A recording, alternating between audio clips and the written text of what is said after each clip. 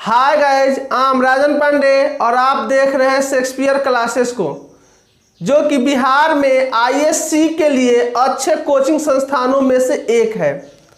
और इसका प्रमाण है हमारा हर साल का बेहतर से बेहतर रिजल्ट। जैसे आप इस साल का इंटरमीडिएट का रिजल्ट देखें तो हमारे साथ जो यहाँ पे फोटो में है, जिनको मैं मिठाई खिला रहा हूँ, ये है धीरज कुमार।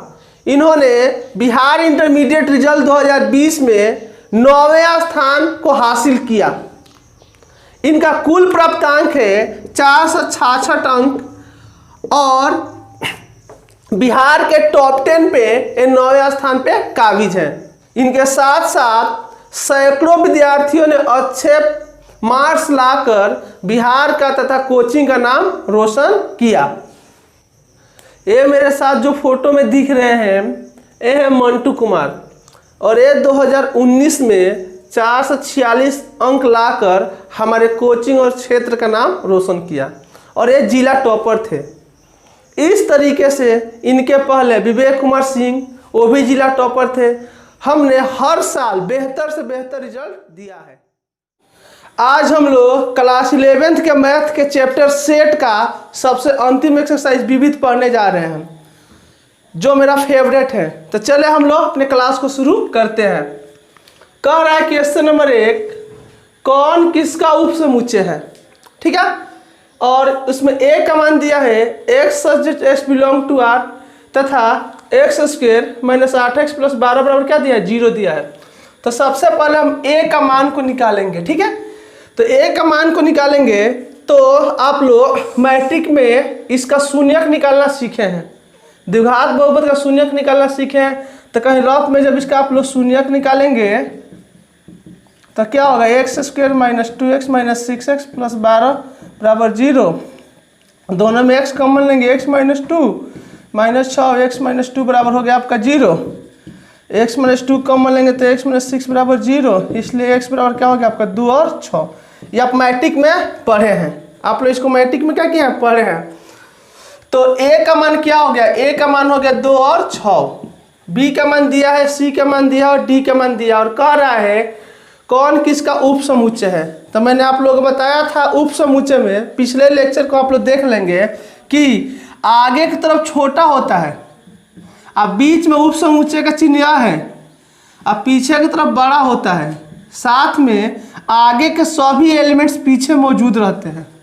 ठीक है, तो एक एक करके हम सबको मिलाएंगे कि जो छोटा होता है वो आगे रहता है, जो बड़ा होता है वो पीछे रहता है, साथ में आगे वाले सभी एलिमेंट पीछे वाले मौजूद रहते हैं। अब देखें, पहले a और b में हम तुलना कर रहे हैं। तो देख रहे हैं कि a में a के एलिमेंट्स 2 और 6 है, अब b के एलिमेंट्स है 2 4 6। तो देख रहे हैं कि a में 2 है तो b में भी 2 है। ठीक है, और a में 6 है तो b में भी 6 है। ठीक है, आगे छोटा और पीछे क्या है, बड़ा है। इसका मतलब a जो है सबसेट है किसका, b का। देखे तो a 2 6 है और b 2 4 6 है। a छोटा और b बड़ा है, साथ में a के दोनों एलिमेंट्स b में मौजूद है। इसका मतलब हुआ कि a सबसेट है किसका, b का। और देखा जाए कौन किसका सबसेट है। अब देखें, a का b से तुलना कर लिए, अब a का c से तुलना करें तो देख रहे हैं कि a में 2 6 है और c a से बड़ा है, c a से बड़ा है, और साथ में 2 4 6 8 10 है, साथ में 2 और 4 दोनों मौजूद है। इसका मतलब a छोटा और c क्या है, बड़ा है। इसका मतलब हुआ कि फिर a c का क्या है, उपसमुच्चय है। साथ में a जो है उपसमुच्चय है किसका, c का। क्लियर है। अब a का तुलना हम लोग d से करें तो देख रहे हैं कि a का मान क्या है हमारा 2 6 और d का मान क्या है मेरा, d का मान है केवल 6। देख रहे हैं कि आगे वाला ही बड़ा है, तो आगे वाला बड़ा है, पीछे वाला छोटा है, तो उपसमुच्चय होने का कोई सवाल ही नहीं होता। तो अब a से तुलना खत्म हो गया, अब b से तुलना शुरू करें सब में। क्लियर है। तो b से जब तुलना शुरू करेंगे तो देखेंगे कि b आगे अब रखेंगे हर सवाल में, तो b का मान क्या है 2 4 6 है और a का मान 2 6 है, तो b बड़ा है, इसलिए सब उपसमुच्चय होने का कोई बात ही नहीं होता। अब देखें बी का तुलना सी से करेंगे तो बी छोटा है और सी बड़ा है, ठीक है। साथ में 2 4 6 सभी एलिमेंट्स भी मौजूद है। इसका मतलब बी और सी तुलना करने पे बी छोटा नजर आ रहा है और सी बड़ा नजर आ रहा है। इसका मतलब बी सबसेट है, ठीक है। तो क्या लिख देंगे, बी सबसेट है किसके, सी के। और देखिए अब फिर बी का तुलना कर रहे हैं डी से, तो बी का तुलना डी से कर रहे हैं तो देख रहे हैं कि बी बड़ा है और डी छोटा है। सबसेट होने का कोई सवाल ही नहीं होता। सबसेट होने के लिए आगे छोटा होना चाहिए और पीछे बड़ा होना चाहिए। ये भी क्लियर हो गया। अब सी का तुलना कर रहे हैं सब में, तो सी का जब तुलना ए से करेंगे तो सी बड़ा है और सबसेट होने के लिए छोटा होना जरूरी है, सबसेट नहीं हुआ। सी का तुलना बी से करेंगे तो फिर सी बड़ा है, सी का तुलना डी से करेंगे तो सी बड़ा है। इसका मतलब सी जो है किसी का सबसेट नहीं है। अब देखें, अब हम तुलना करेंगे डी का, तो डी का जब ए से तुलना करेंगे तो देख रहे हैं कि डी छोटा है और ए बड़ा है, साथ में दोनों में एलिमेंट्स भी मौजूद है। इसका मतलब डी छोटा ए बड़ा, मतलब जो डी है वो सबसेट है किसका, ए का। अब डी का तुलना बी से करेंगे तो देख रहे हैं कि डी छोटा है, डी छोटा है और बी क्या है, बड़ा है, साथ में दोनों के एलिमेंट्स भी मिल रहे हैं।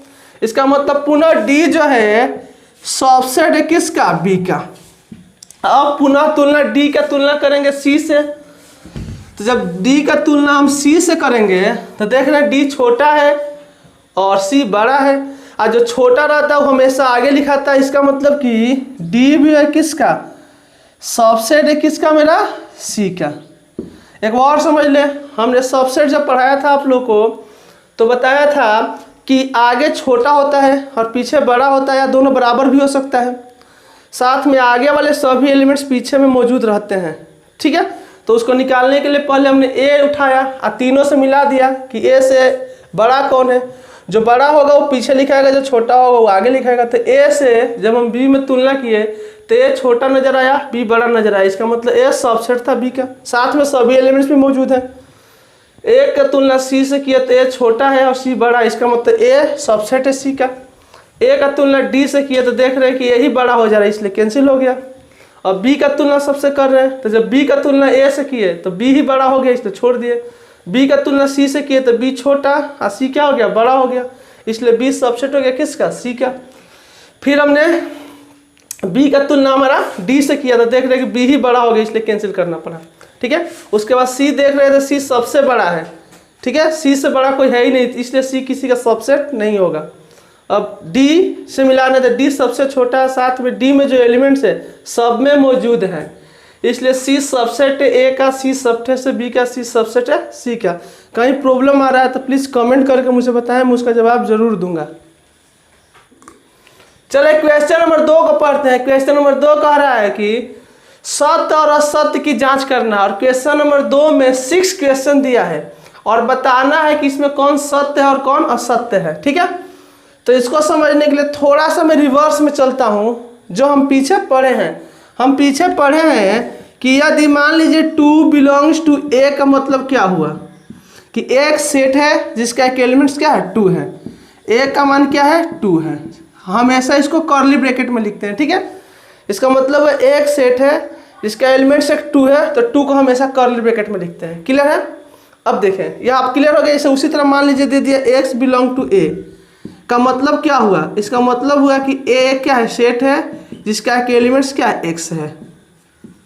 क्लियर है। उसी तरह से मान लीजिए कहीं दिया है कि ए बिलोंग टू बी दिया है, इसका मतलब क्या हुआ है, अच्छी तरह हम जानते हैं कि पीछे वाला सेट होता है। देखें, इसमें पीछे वाला ए था तो ए सेट है, और आगे वाला जो होता है वो एलिमेंट्स होता है, कर्ली ब्रैकेट में लिखा जाता है, ठीक है।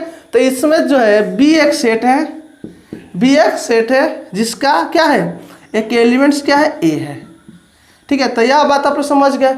फिर हमने पीछे रिवर्स में आप लोगों को पढ़ाया था कि ए सबसेट बी का मतलब होता है कि ए जो होता है छोटा होता है या बराबर होता है, और बी जो होता है वो बड़ा होता है, साथ में ए के सभी एलिमेंट्स बी में मौजूद होते हैं, ठीक है। तो ये सब बातें हम लोग पीछे पढ़ चुके हैं। अब देखें, इसमें का मैं पहला क्वेश्चन बना रहा हूँ, ठीक है।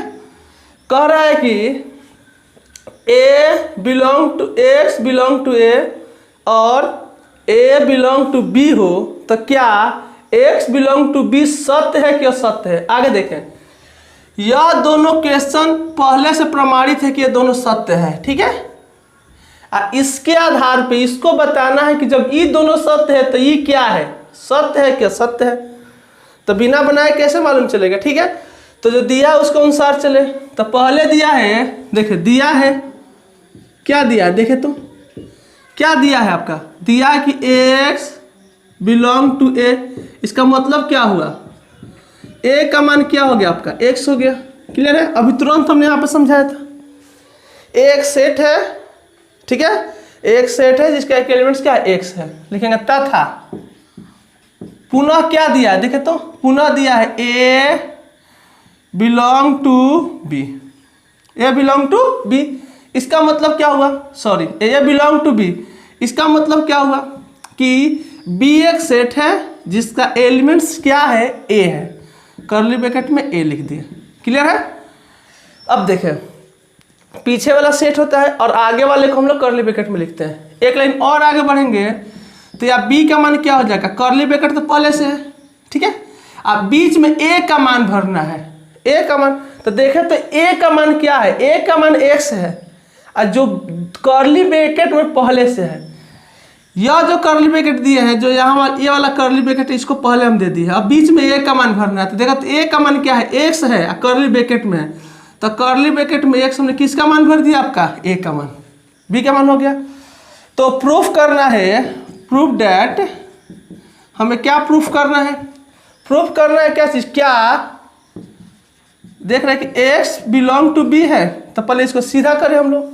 तो इसलिए यहाँ पे क्या दिया है, ठीक है, बी का मान क्या है, कर्ली ब्रैकेट में एक्स, कर्ली ब्रैकेट में एक्स, क्योंकि हम एक्स बिलोंग टू बी है, इसका मतलब पीछे वाला बी एक सेट है और इसका मान एक्स है कर्ली ब्रैकेट में। अब देखें, हम इसको मान लें समीकरण 1, इसको मान लें समीकरण 2। अब आप देखें समीकरण 1 में एक्स का मान जो है, भले बी का जो मान है एक्स है जो डबल कर्ली ब्रैकेट में है, और समीकरण 2 में जो बी का मान है एक्स है लेकिन सिंगल कर्ली ब्रैकेट में है। तो कहीं double curly bracket single curly bracket आपस में बराबर नहीं हो सकता।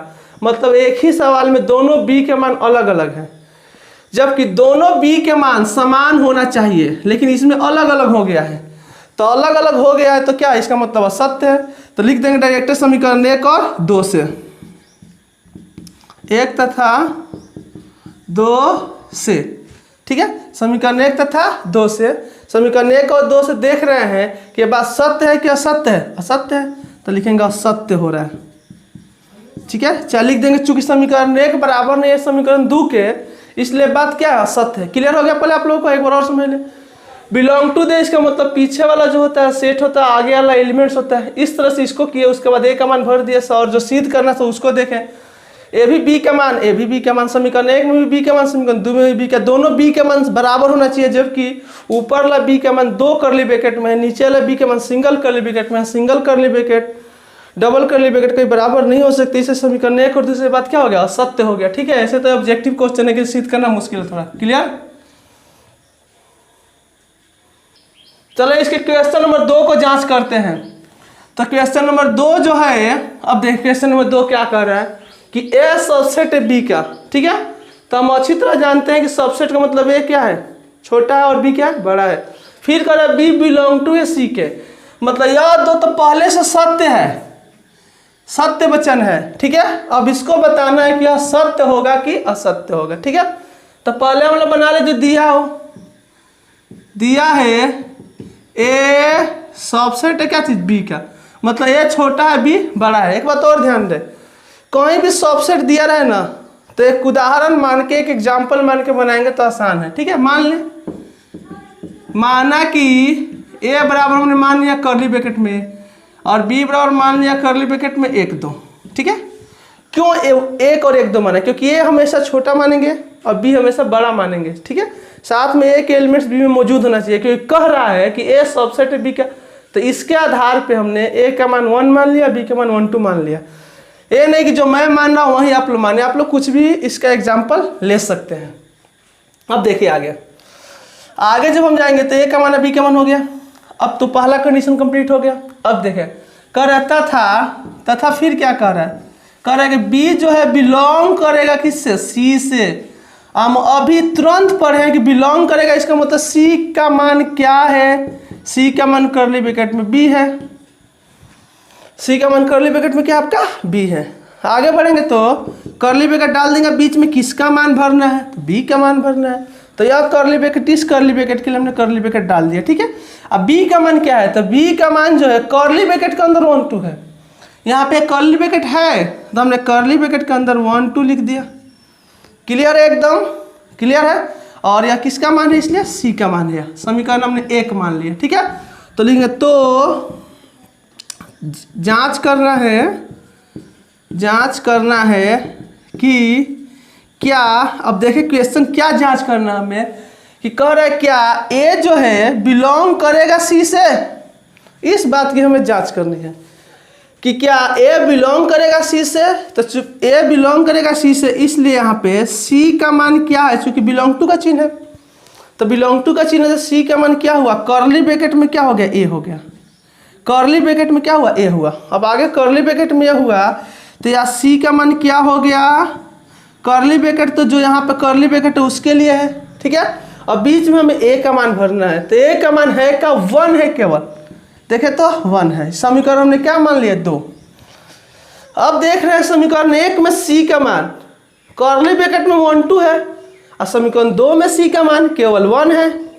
तो क्या 1 2 1 कभी बराबर हो सकता है, नहीं हो सकता है। तो लिख देंगे समीकरण 1 तथा कितना से 2 से यह वचन असत्य है, फाल्स है। क्या है, असत्य है, फाल्स है। एक बार समझे, सबसेट दिया इसलिए ए को छोटा मान लिया, बी को बड़ा मान लिया। बिलोंग टू दिया इसलिए सी का मान बी हो गया कर्ली ब्रैकेट में, क्लियर है। और साथ में बी का मान हमने भर दिया। हमें जो जांच करना था यहाँ पे बिलोंग टू दिया इसलिए सी का मान कर्ली ब्रैकेट में ये हो गया, मान भरा तो दोनों बराबर नहीं है इसलिए असत्य है। कहीं प्रॉब्लम आ रही है कमेंट करके पूछ सकते हैं। क्वेश्चन नंबर 3 को पढ़ते हैं। देखें तो क्वेश्चन नंबर 3 क्या है, ए सबसेट है बी के, बी सबसेट है सी के, मतलब ये दोनों बात सत्य है। हमें तीसरा बताना है कि सत्य है कि असत्य है। चले, मैंने अभी तुरंत बोला है कि इसे मान के बनाएंगे, ठीक है। तो मान ले क्वेश्चन नंबर 3 के लिए पहला क्या दिया है, देखें तो दिया है मेरा कि ए सबसेट है बी का। तो ऐसा मानेंगे कि माना कि ए का मान क्या मान ले 1, अब बी का मान 1 2 मान ले। देखे तो ए सबसेट बी का हो गया, तथा फिर कह रहा है, देखिए आगे वाला दोनों सत्य है, पहले से प्रमाणित है। हमें प्रमाणित करना है तीसरा को, ठीक है। तो इसलिए आगे वाला सत्य मान के ही बनाएंगे, सत्य है। पीछे वाला प्रमाणित करना है तो प्रमाणित करेंगे। तो कह रहे थे कि ए सबसेट है बी का, तो हमने ए का मान लिया 1, तो बी का मान 1 2 मान लिया। ये नहीं कि जो मैं उदाहरण ले रहा हूँ वही आप लोग भी ले, आप लोग कुछ भी ले सकते हो, ठीक है। फिर कह रहा है कि बी सबसेट है सी के, बी सबसेट है किसके, आपके सी के। तो इसलिए बी क्या होना चाहिए, बी होना चाहिए छोटा और सी होना चाहिए बड़ा। तो जब बी का मान 1 2 है तो इसलिए सी का मान उससे बड़ा ही होगा, इसलिए सी का मान हो गया मेरा 1 2 3। देखें ए छोटा बी बड़ा, और फिर बी छोटा सी बड़ा, मतलब बी से सी बड़ा है। तो बी का मान तो 1 2 मान चुके हैं, तो सी का मान 1 2 3 मान लिए। तो यह 2 का प्रमाणित है। तो कह रहा है तो क्या जांच करना है,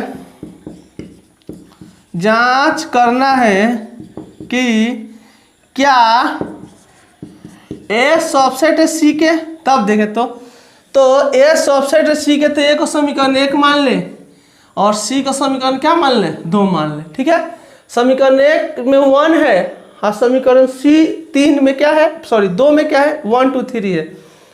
तो देख रहे हैं कि हर हाल में जो ए है सबसेट है किसका, सी का।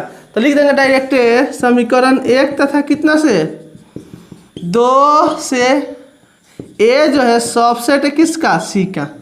ए सबसेट किसका है, सी का सबसेट है। ये बात क्या होगा, सत्य है। तो यह बात हो गया मेरा सत्य। अब देखें चूंकि सबसेट होना सत्य है तो सबसेट नहीं होना क्या हो जाएगा, असत्य हो जाएगा, ठीक है। तो आप लोग क्वेश्चन नंबर 4 बना लेंगे। साथ में 5 6 भी आप लोग बनाएंगे, नहीं बनेगा तो कमेंट करके मुझसे पूछेंगे तो मैं बनाऊंगा। क्योंकि जो लड़का शुरू से एक्सरसाइज 1.1 से लेके 1.6 तक अच्छा से पढ़ा होगा वो हर हाल में इसको अच्छा से बना लेगा, ठीक है। क्वेश्चन नंबर 3 देखें, इसमें दिया है कि ए यूनियन बी बराबर ए यूनियन सी है तथा ए इंटरसेक्शन बी बराबर ए इंटरसेक्शन सी है। ये दोनों आपस में बराबर हैं, तो हमें सिद्ध करना है कि क्या बी और सी आपस में बराबर होंगे। इस बात को हमें सिद्ध करना है। यह दोनों पहले से दिया है और इस बात को हमें सिद्ध करना है, ठीक है। तो ऐसा क्वेश्चन कभी भी आए तो मन तो ऊपर वाला और मन तो नीचे वाला, दोनों में के एक के साथ सिद्ध करना होता है। इसको दो तरीकों से सिद्ध कर सकते हैं, ठीक है। मन तो हम लोग ए यूनियन बी या माने यूनियन के अनुसार सिद्ध कर सकते हैं या इंटरसेक्शन के अनुसार सिद्ध कर सकते हैं, ठीक है। तो मैं यूनियन के अनुसार सिद्ध कर दे रहा हूँ, आप लोग घर पे इंटरसेक्शन के अनुसार सिद्ध कर लेंगे, ठीक है। तो क्या करना है, लिखेंगे अब जो भी सिद्ध करना है तो हमने ए यूनियन बी बराबर ए यूनियन सी, इसको दो जगह लिखना है। लिखेंगे तथा ए यूनियन बी बराबर ए यूनियन सी। क्लियर है। मैं बार बार बोला कि इसको दो तरीकों से हम लोग सिद्ध कर सकते हैं, एक यूनियन के अनुसार एक इंटरसेक्शन के अनुसार, ठीक है। तो यूनियन के अनुसार सिद्ध करेंगे तो यूनियन वाला को दो जगह लिखेंगे और इंटरसेक्शन के अनुसार सिद्ध करेंगे तो इंटरसेक्शन वाले को दो जगह लिखेंगे। क्लियर है। अब देखें तो दो जगह किसी को भी लिखे, उसके बाद देखें क्या करना है। जो हमें सिद्ध करना है तो हमें सिद्ध करना है बी बराबर सी, तो एक में हम लोग बी से गुणा करेंगे या दूसरे में हम लोग सी से गुणा करेंगे, ठीक है। यही रूल है। इस तरह कोई भी क्वेश्चन ऐसे ही बनता है, ठीक है। चूंकि b बराबर सी सिद्ध करना है तो एक में हम लोग b से गुणा करेंगे और एक में हम लोग c से गुणा करेंगे। आप लोग इस बात को याद कर लें, ठीक है। तो आगे वाला में हम लोग b से गुणा कर रहे हैं लोग, और पीछे वाला में हम लोग c से गुणा करेंगे। अब देखें तो मान लें क्या a यूनियन b बराबर है a यूनियन c है मेरा। हमें किससे गुणा करना है, b से। और एक बात और ध्यान रखेंगे, अगर यूनियन लिए हैं, ठीक है, यूनियन लिए हैं तो बी से तो गुणा होगा लेकिन साथ में इंटरसेक्शन लगेगा। क्या लगेगा, इंटरसेक्शन बी से गुणा होगा, ठीक है। तो हम क्या करें कि आगे भी इंटरसेक्शन बी से गुणा कर दे रहे हैं, इंटरसेक्शन बी से गुणा कर दे रहे हैं, और पीछे भी इंटरसेक्शन बी से गुणा कर दे रहे हैं। मतलब आगे भी इंटरसेक्शन बी से गुणा होगा, पीछे भी इंटरसेक्शन बी से गुणा होगा, ठीक है। ये बात को हम लोग क्या करेंगे, एकदम याद रखेंगे। साथ में हम अच्छी तरह जानते हैं कि यह क्वेश्चंस है, ठीक है, इसलिए गुणा हम लोग नीचे करेंगे तो थोड़ा बेस्ट रहेगा, ठीक है। तो आगे भी इंटरसेक्शन बी से गुणा और पीछे भी इंटरसेक्शन बी से गुणा। इसमें आगे भी इंटरसेक्शन सी से गुणा और पीछे भी इंटरसेक्शन सी से गुणा। एक बार और समझ ले, दोनों में कोई एक दो जगह लिख देंगे। साथ में हम अच्छी तरह से जानते हैं कि b बराबर हमें c सिद्ध करना है, तो एक में b से गुणा और एक में c से गुणा। साथ में यूनियन लिए हैं तो इंटरसेक्शन b से गुणा होगा, ठीक है। यूनियन लिए इंटरसेक्शन सी से गुणा होगा। साथ में ऊपर वाला क्वेश्चन है तो नीचे ही गुणा कर दे, थोड़ा बेस्ट लगेगा। ए यूनियन बी बराबर ए यूनियन क्या है, सी है। हमें किससे गुणा करना है, दोनों तरफ इंटरसेक्शन सी से। इधर भी इंटरसेक्शन सी और इधर भी इंटरसेक्शन सी। अब हमको लगता है आप लोग क्लियर होंगे। कहीं प्रॉब्लम आ रहा है कमेंट करें, मैं अगला लेक्चर में जरूर डिस्क्राइब करूंगा। अब देखें गुणा करना काफ़ी आसान होता है। पहले जो छोटा कोष्टक के अंदर रहता है, छोटा कोष्टक के अंदर उसके जो बीच में रहता है उसको बीच में लिख देते हैं u, ठीक है। इसके बीच में क्या है, u है, ये वाला u आई वाला है, ठीक है, लिख देते हैं। और एक बारी आगे वाला जो है इसके आगे है, इससे इंटरसेक्शन b से गुणा करेंगे तो आगे क्या है, a या पीछे इंटरसेक्शन b है तो लिखेंगे a इंटरसेक्शन b। क्लियर है। एक बार पीछे वाला से करेंगे तो क्या होगा, b इंटरसेक्शन b, ठीक है। और पीछे देख रहे हैं इसमें आ रहे हैं, जब इसमें आ रहे हैं तो हमने यही वर्क करना है। क्या करना है, बीच में जो यूनियन है हमें यूनियन उसी तरह उतार देना है, ठीक है। जब यूनियन हम उसी तरह उतार देंगे तो एक बार a से b में गुणा होगा तो क्या होगा, a इंटरसेक्शन क्या होगा b। क्लियर है। और बीच में हमने यूनियन उसी तरह उतार दिया, जब c से गुणा करते क्या होगा, c इंटरसेक्शन क्या हो गया b, c इंटरसेक्शन b। एकदम क्लियर। अब आगे बढ़े थोड़ा, अब आगे बढ़ेंगे तो आगे तो a इंटरसेक्शन b उसी तरह से है। बीच में देख रहे हैं एक यूनियन है तो हमने यूनियन दे दिया, यस। और याद रखें b इंटरसेक्शन b का मान क्या होता है, b। सूत्र याद कर ले, b इंटरसेक्शन b का मान होगा b, a इंटरसेक्शन a का मान होगा a, a यूनियन a का मान होगा a। मतलब उसी चीज़ से यूनियन इंटरसेक्शन किया जाता है, आंसर वही होगा। क्लियर है। तो हमेशा के लिए याद कर ले। तो यहाँ पे b इंटरसेक्शन b का मान क्या होगा मेरा b, b इंटरसेक्शन b का मान क्या होगा b। और इधर हमने इसी तरह उतार लिया ए इंटरसेक्शन बी, बीच में हमने यूनियन का चिन्ह दिया। अब देखें सी इंटरसेक्शन बी क्या है चाहे बी इंटरसेक्शन सी क्या है, बात क्या है बराबर है, तो बी को थोड़ा अच्छा दिखने के लिए हमने आगे कर दिया। अब एक बार और सूत्र जान लें, कहीं भी आपको ऐसे मिले A union B intersection B, मतलब यूनियन भी हो इंटरसेक्शन भी हो, तो उसमें जो 2 बार रहता है वही उसका आंसर होता है, इसका आंसर होगा बी। इस सूत्र है, ठीक है, ट्रिक से याद करा रहा हूँ जिससे कि आप लोग आसानी से याद कर लेंगे, कहीं भी देख लें। ऐसे मान लें A intersection C union C, इसमें इंटरसेक्शन यूनियन दोनों है, तो जो 2 बार आएगा वही आंसर होगा, तो 2 बार सी आया तो इसका आंसर क्या होगा सी। इसको आप कंठस्थ कर ले, किसी भी कंपटीशन में या कहीं भी इंटरव्यू में आपको बार बार पूछेगा।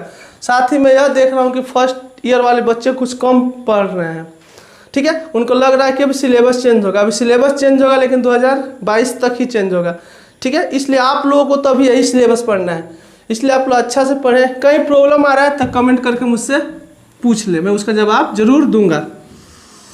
अब देखें तो क्लियर है, तो इसमें बी 2 बार है तो इसका मान क्या होगा बी, इसको हमने उसी तरह उतार लिया A intersection B union B intersection क्या हो गया आपका सी। तो इसको मान लें समीकरण 1। इसको देखें, इसमें हमने क्वेश्चन तो वही उतारा है, मैं पहले बोल दिया जो भी एक क्वेश्चन होगा यूनियन इंटरसेक्शन उसे 2 जगह उतारेंगे।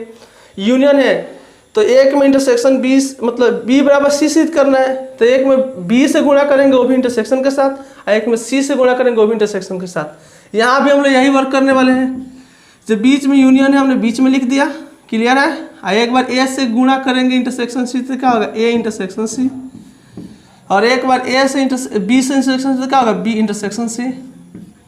इधर आएंगे तो देख रहे हैं इसमें सी 2 बार है तो इसका आंसर सी हो जाएगा, इसका आंसर क्या हो जाएगा सी हो जाएगा, क्लियर है एकदम। आगे थोड़ा हम बढ़ रहे हैं, ठीक है।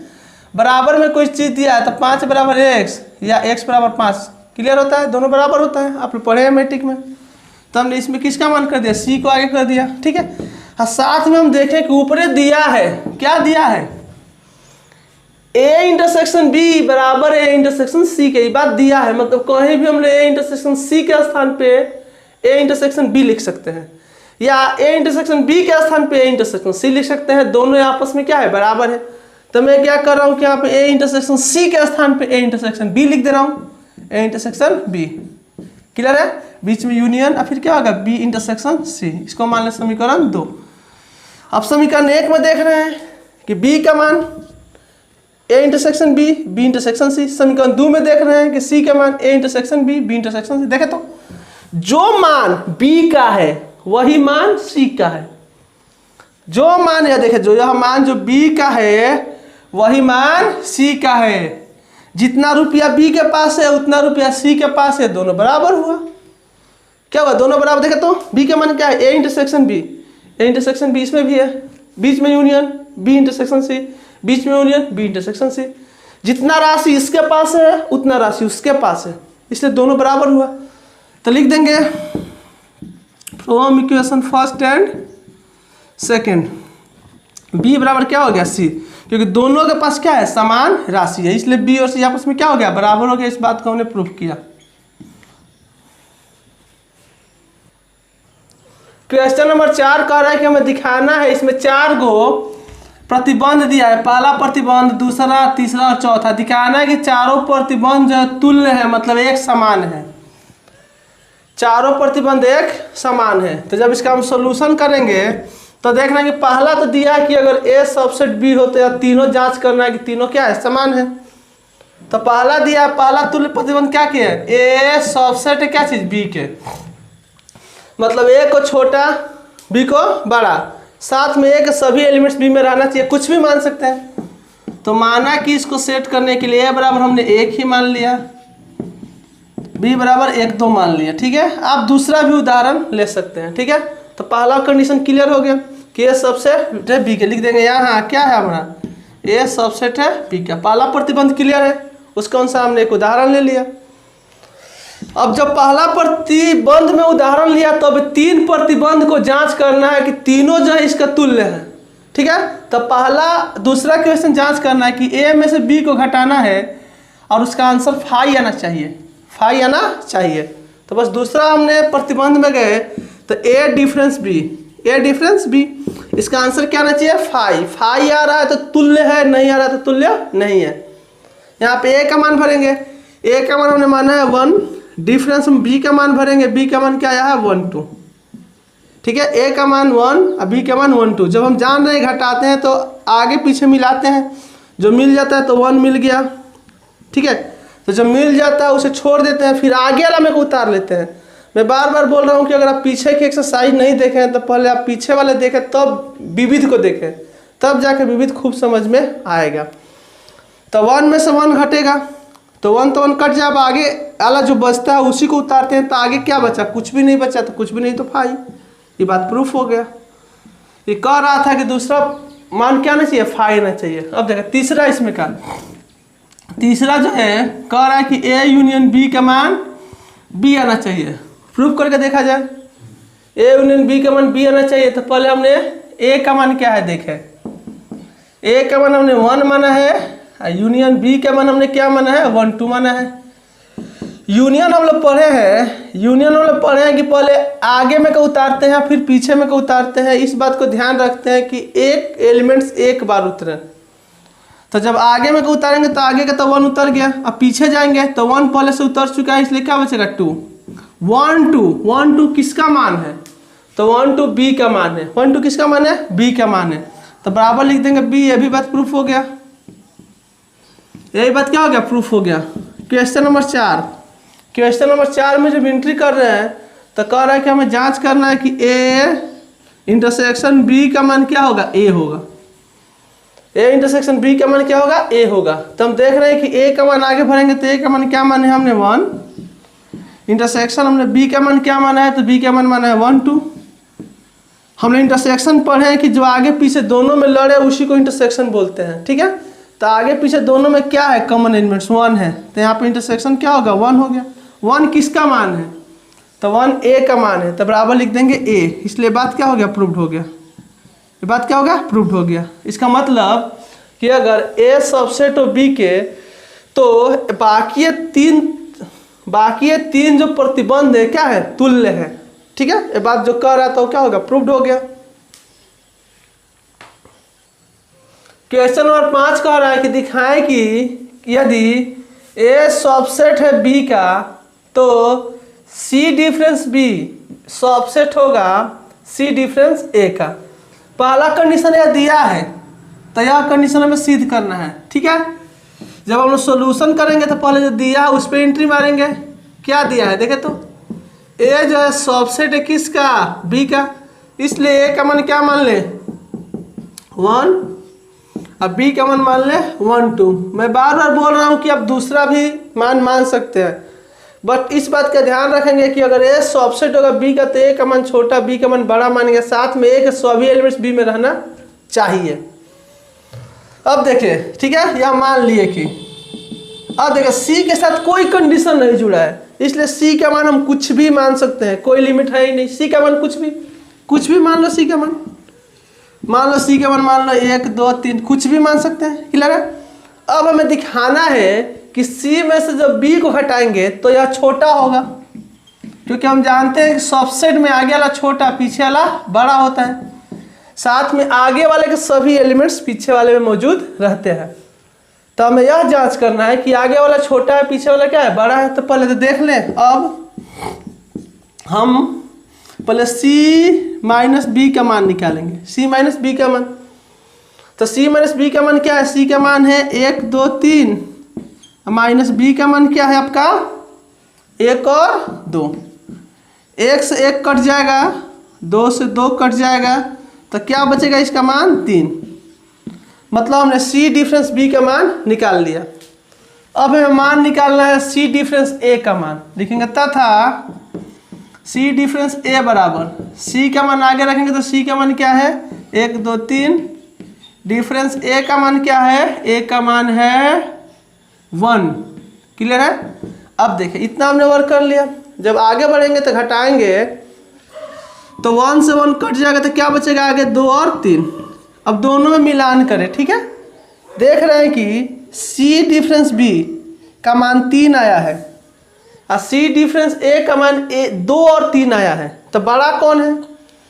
सी डिफरेंस ए, इसका मान 2 3 है। सी डिफरेंस बी का मान 3 है, तो यह छोटा है और क्या है, बड़ा है। साथ में इसमें भी 3 है, इसमें भी 3 है। इसका मतलब ठीक है, सी डिफरेंस बी सबसेट है सी डिफरेंस ए का। मन तो इसको समीकरण 1 मान ले, इसको समीकरण 2 मान ले, लिख दे समीकरण। ऐसे समीकरण मानने की इसमें कोई जरूरत भी नहीं है, डायरेक्ट लिख दे।